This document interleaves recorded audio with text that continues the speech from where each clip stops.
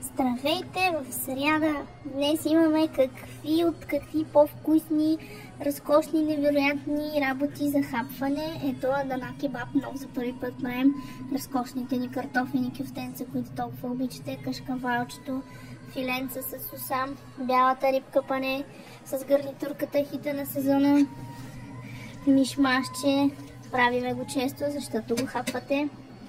Пържолките с картофки, само картофки и пържолки, никакви гъби, млечни и подобни, за който предпочита по-чиста храна.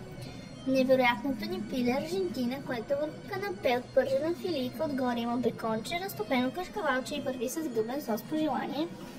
А това е нещо разкошно, разкожутийно, просто паеля с миди и с рибка.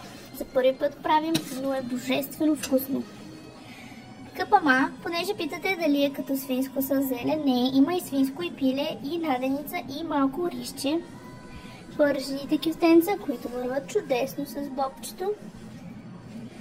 И супичките ни, разбира се. Супичка пиле.